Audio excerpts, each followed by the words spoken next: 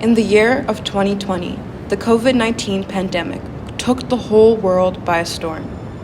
The homeless community of Toronto was critically affected. We want affordable housing, safe housing, where we can live and grow our families. A lot of us have families. Like I said earlier, I have doctors here. I have nurses. I have cooks. I have people who should have been playing sports. Like, we have all different walks of life. We have people that you wouldn't even believe are out here. You might be out here. You never know. It's not that everybody out here is not a drug addict. You know what I mean? But we all have one thing in common: homelessness.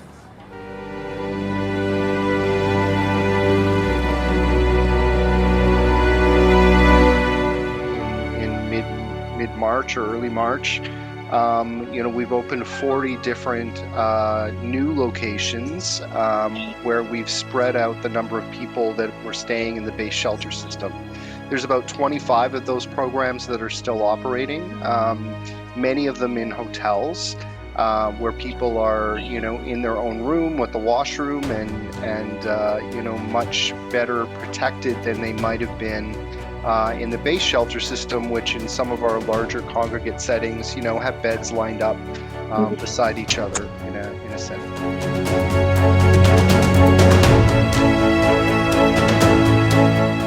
In an effort to create the physical distancing between individuals who were living in overcrowded shelters, the city opened up and provided several opportunities for agencies like Dixon Hall and large service providers to move individuals into hotels, into other spaces where we would reduce the number of people living in the shelters and create the physical distancing in order to mitigate the transmission of COVID-19. And we've been remarkably successful.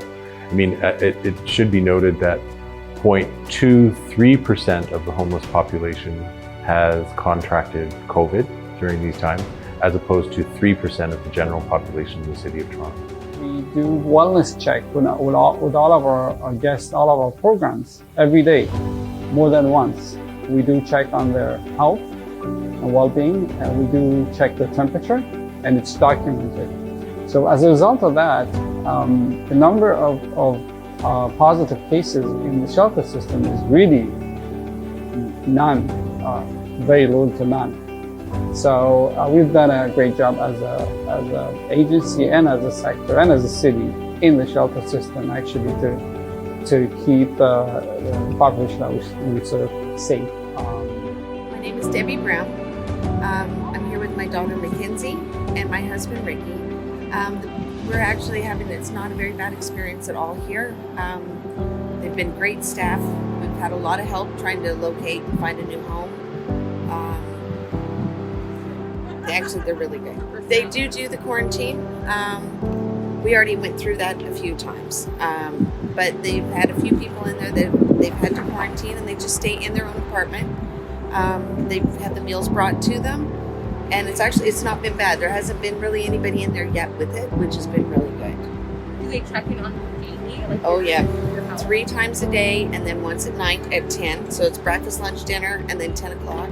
They take temperatures. If anybody's sick, they've got nurses that are inside now as well.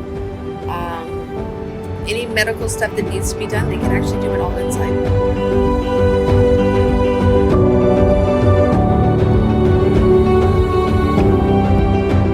Nothing like a pandemic to change the way we provide services, and I think what we've seen is a real opportunity to shift the focus away from emergency responses to housing and homelessness to housing, and recognizing that housing and the supports that come with and are needed to serve these marginalized populations have been embedded in our programs that we've opened up over the last 7 years.